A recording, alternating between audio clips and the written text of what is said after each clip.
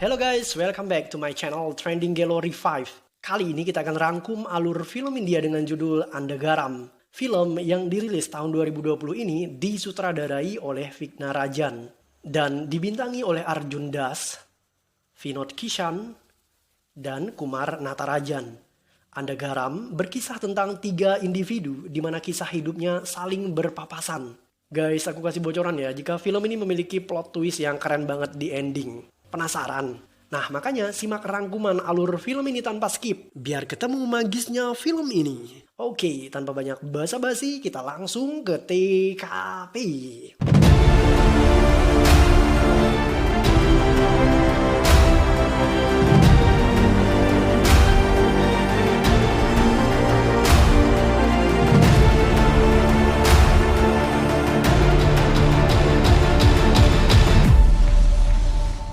Film ini diawali dengan adegan di mana orang-orang melakukan bunuh diri.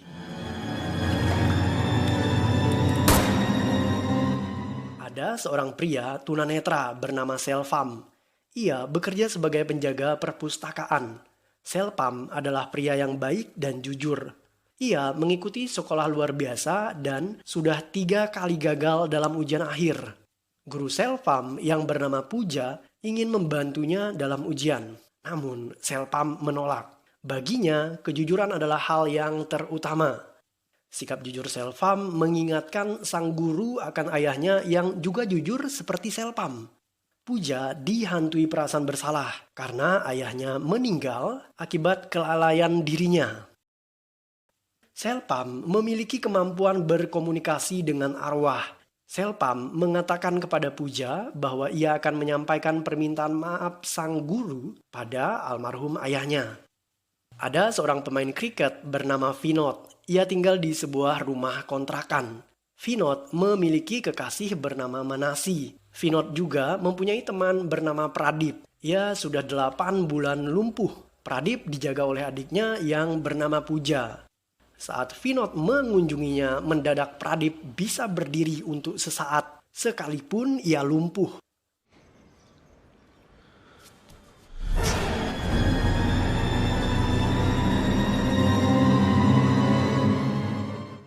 Dr. Indran adalah psikiater terbaik di India. Ia ditembak oleh pasiennya sendiri di bagian leher. Dr. Indran koma selama 8 bulan, dan ia kehilangan pita suaranya. Dalam penembakan itu, seluruh keluarga Dr. Indran tewas. Bahkan klinik Indran ditutup dan izin prakteknya dicabut oleh pemerintah. Selama di rumah sakit, Dr. Indran dijaga oleh temannya yang bernama Dr. Fasan.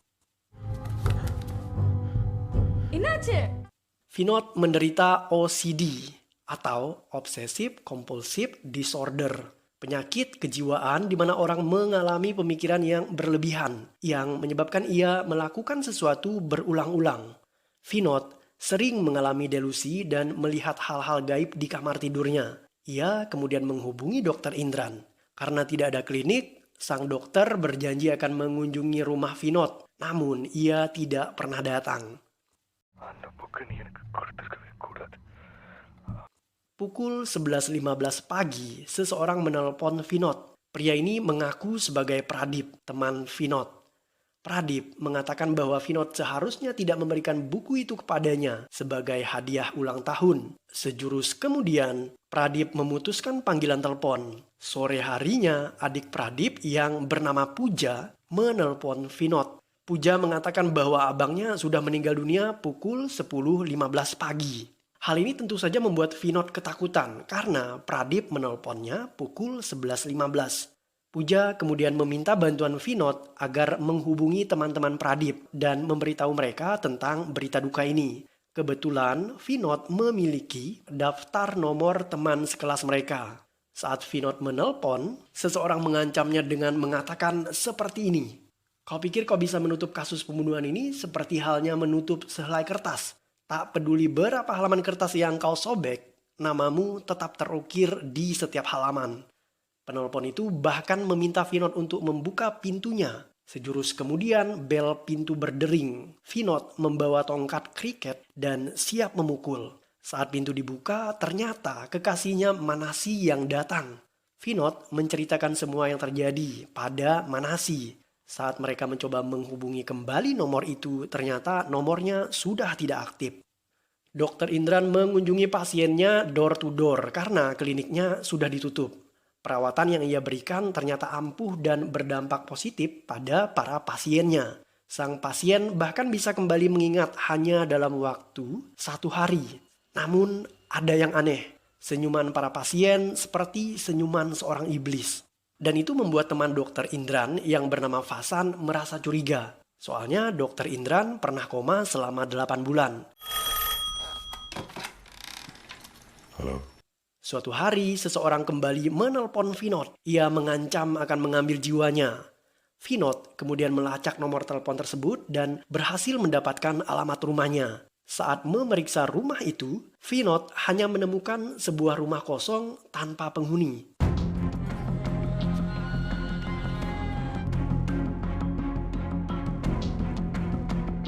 Almarhum ayah Selvam dulunya adalah seorang paranormal yang sangat disegani. Selvam memiliki bakat turunan itu. Ia bisa berkomunikasi dengan roh melalui telepon rumah miliknya. Suatu hari Selvam dijemput oleh seorang pengusaha. Ia diminta untuk menangkap arwah yang mengganggu ruko miliknya. Ternyata tempat itu adalah bekas TKP pembunuhan. Selvam memulai ritual pengusiran hantu. Ia tidak sadar jika di ruangan itu sudah ada tengkorak kepala dukun terdahulu yang juga pernah tewas saat mencoba ritual yang sama. Selvam akhirnya berhasil menangkap satu arwah, namun ternyata ruangan itu memiliki lebih dari satu penunggu. Alhasil, Selvam diserang oleh arwah gentayangan itu. Sekalipun diserang, Selvam berhasil keluar dengan selamat. Selvam berjanji bahwa ia akan datang kembali untuk menangkap roh itu. Sepulangnya dari ruko berhantu, Selvam menenangkan diri dengan menenggak minuman beralkohol. Hal gaib pun terjadi. Botol minuman itu mengikuti Selvam pulang hingga ke rumahnya. Sejurus kemudian telepon berdering. Seperti biasa, Selvam selalu merekam percakapan telepon yang ia lakukan. Ketika telepon diangkat, seseorang berkata, "Selvam, penyelesaian untuk semua masalah yang kau hadapi ada di dalam botol yang sedang mengejarmu. Jadi berhati-hatilah." Nah, suara itu adalah suara dari arwah baik yang ingin menolong Selvam karena Selvam bisa berkomunikasi dengan roh melalui telepon. Vinod terus dihantui penelpon misterius. Penelpon itu bahkan mengetahui jika Vinod mengintai sebuah rumah. Vinod menggertak dengan mengatakan, "Berhenti menggangguku, berhenti menelponku, karena aku akan membunuhmu. Kenapa kau menyiksaku seperti ini?" Sang penelpon kemudian menjawab, "Aku tidak menyiksamu, aku hanya ingin membebaskan jiwamu dari jasadmu yang lemah." Vinod segera memutuskan telepon itu. Telepon itu terus berdering dan bergerak sendiri mendekati Vinod. Vinod sangat ketakutan, namun ia memberanikan diri menjawab telepon itu lagi. Sang penelpon misterius berkata, "Kenapa kau putuskan teleponnya, pengecut? Kenapa kau bersembunyi di balik sebuah buku?" Penelpon misterius itu terus menyalahkan Vinod yang telah memberikan sebuah buku kepada temannya Pradip ketika pria itu berulang tahun. Pradip akhirnya meninggal dunia akibat buku itu.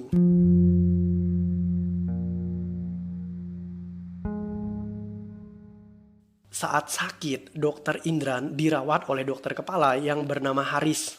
Haris tidak memberikan izin praktek kepada Indran sejak kasus penembakan itu. Ia bahkan menutup klinik Indran. Dokter Indran adalah dokter psikiater yang sangat ampuh. Ia sudah mencapai level di mana ia bisa mengendalikan pikiran orang-orang hanya dengan menjentikan jarinya. Dan benar saja, saat Indran menjentikan jarinya, Haris auto tertidur dan menuruti perintahnya. Ayah Selvam tewas akibat buku yang ia tulis. Menurut paman Selvam, buku itu punya aura jahat. Selvam justru berniat ingin menjual buku itu karena ia butuh dana untuk biaya operasi cangkok ginjal.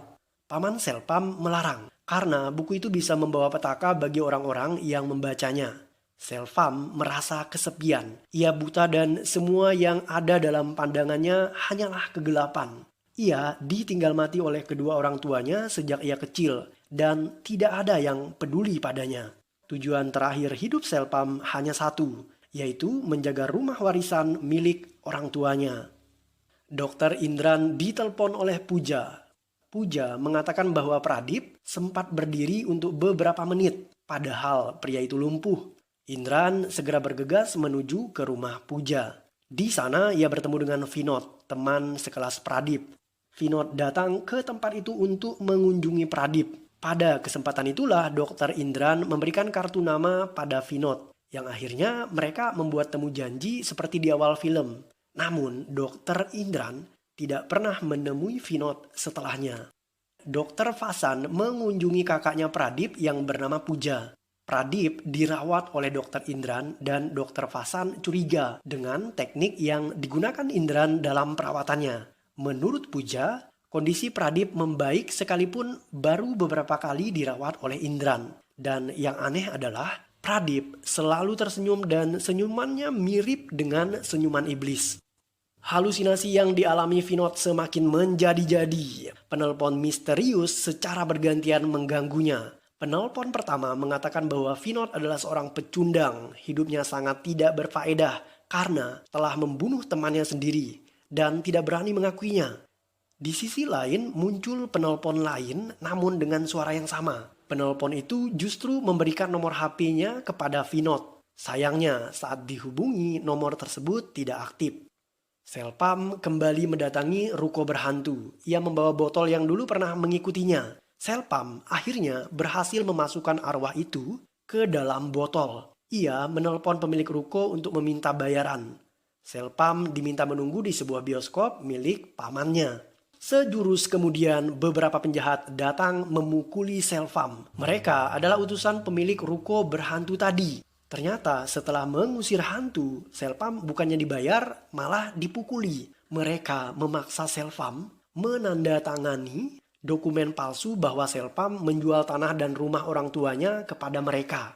Bahkan salah satu pemuda mengambil botol milik Selpam, memecahkannya, kemudian menikam Selpam dengan botol itu hingga ia tewas. Dan hal itu membuat roh di dalam botol keluar.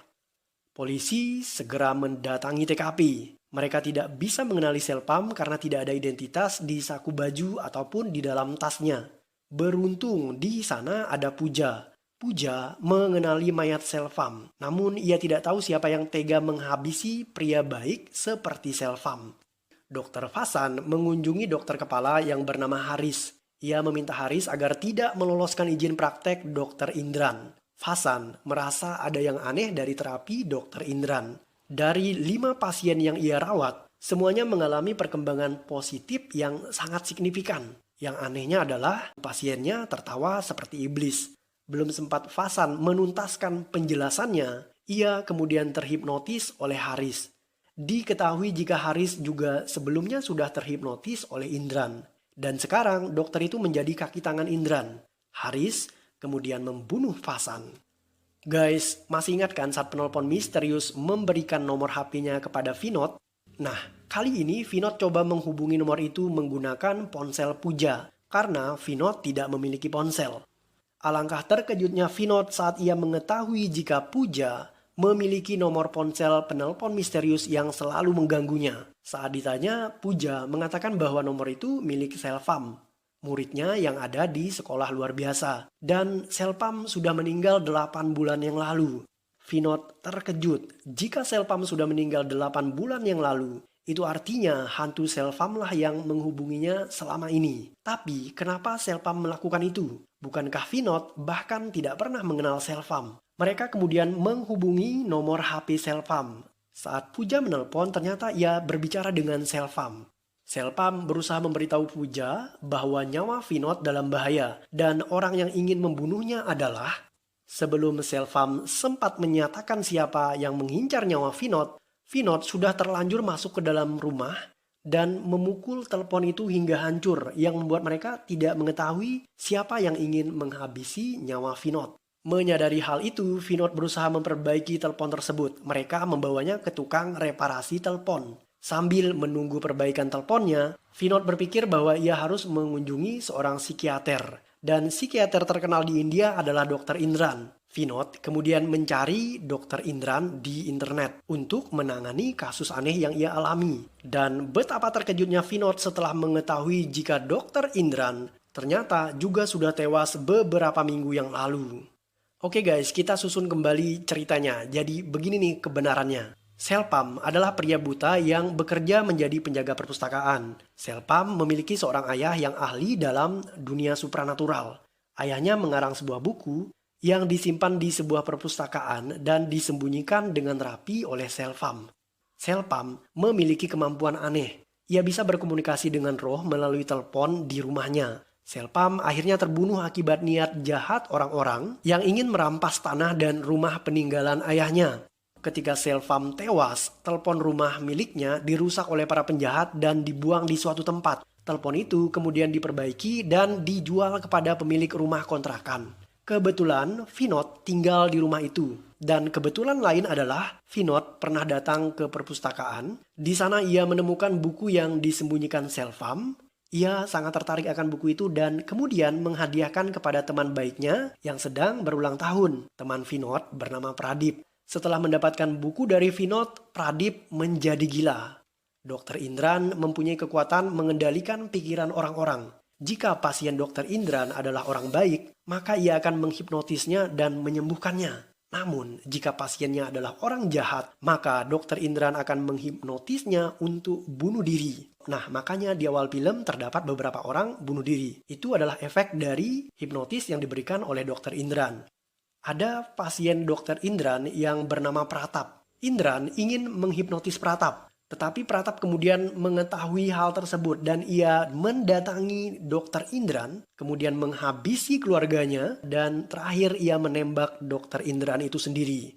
Ketika tertembak, ternyata Dr. Indran terluka di bagian leher. Sekalipun demikian, ia belum mati. Nah, di saat itulah ia menghipnotis Pratap yang membuat Pratap melakukan bunuh diri.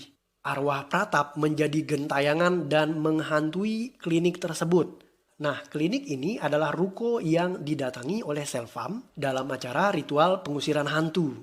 Selpam kemudian berhasil menangkap roh jahat Pratap dan memasukkannya di dalam botol. Namun, botol itu justru dipecahkan oleh orang-orang jahat dan digunakan untuk menikam Selpam yang membuat roh Pratap kembali gentayangan. Dr. Indran selamat sekalipun ia tertembak Pratap di bagian leher. Dokter ini kemudian dirawat 8 bulan di rumah sakit dan ia kehilangan pita suaranya. Buku yang diberikan Pinot pada Pradip berisi tentang tata cara pemujaan setan. Pradip kemudian melakukan pemujaan setan dan hal itu membuat roh Pratap masuk ke dalam tubuh Pradip. Setelah Dokter Imran keluar dari rumah sakit, ia bertemu Puja. Puja meminta bantuan Indran untuk menyembuhkan Pradip. Saat diobati, Pradip sebenarnya hampir sembuh. Namun, tanpa disadari, roh Pratap yang bersemayam di dalam tubuh Pradip mengobarkan api dendam kepada Dr. Indran. Roh Pratap inilah yang mengendalikan Pradip dan membuat pria itu melompat dari atas gedung, kemudian menimpa Dr. Indran. Alhasil, kedua-duanya tewas seketika. Suatu hari, telepon rumah Vinod rusak. Ia meminta pemilik kontrakan agar menggantinya dengan telepon yang baru dan disinilah semuanya bermula. Telepon baru itu adalah telepon ajaib milik Selpam yang diambil dari rumahnya. Telepon itu bisa digunakan untuk berkomunikasi dengan arwah. Kali ini arwah Selpam dan Dr. Indran secara bergantian mengganggu Vinod. Anehnya adalah suara kedua penelpon itu sama dan tidak bisa dikenali sekalipun digunakan oleh dua arwah yang berbeda. Jika arwah Dr. Indran yang menelpon, maka ia selalu menghipnotis Vinod agar merasa tertekan dan bunuh diri. Nah, jika penelponnya adalah roh Selpam, ia berusaha memberitahu bahwa nyawa Vinod dalam bahaya. Selpam tidak bisa secara gamblang menyatakan identitas dirinya pada Vinod karena ia juga di bawah tekanan arwah Dr. Indran. Arwah Selpamlah yang memberikan nomor HP penelpon misterius kepada Vinod yang membuat mereka bisa menghubungi langsung Selpam sebelum akhirnya telepon ajaib itu dihancurkan oleh Vinod. Setelah selesai diperbaiki, telepon itu berdering sekalipun tanpa jaringan. Di saat bersamaan, Puja mengatakan bahwa ia baru saja melihat Dr. Indran melintas di depannya. Vinod kemudian bergegas untuk mengambil telepon tersebut dan segera berlari keluar mengejar Dr. Indran. Ia pada akhirnya sampai di sebuah jembatan. Di sana terjadi percakapan yang menjelaskan kenapa Indran ingin membunuh Vinod dan sebaliknya, kenapa Selpam ingin menyelamatkan Vinod. Indran ingin membunuh Vinod karena Vinod adalah orang jahat yang telah memberikan buku yang membuat Pradip menjadi pemuja setan dan akhirnya mati mengenaskan. Menurut Indran, teman yang laknat seperti Vinod tidak pantas untuk hidup. Indran juga mengatakan bahwa alasan Selvam melindungi Vinod yaitu Selvam merasa bersalah karena buku milik ayahnya menjadi petaka bagi orang lain. Makanya ia berusaha melindungi Vinod. Setelah mengatakan itu, Indran kemudian berniat membunuh Vinod dengan menghipnotisnya agar ia melompat dari jembatan. Namun, Selvam segera merasuki tubuh Vinod kemudian mengusir roh Indran. Film ditutup dengan adegan di mana Vinod yang kerasukan roh Selvam mengirimkan hadiah berisi telepon kepada penjahat yang telah membunuh Selvam. Saat kotak hadiah dibuka, telepon ajaib tersebut melilit leher sang penjahat hingga ia tewas. Dan film pun berakhir.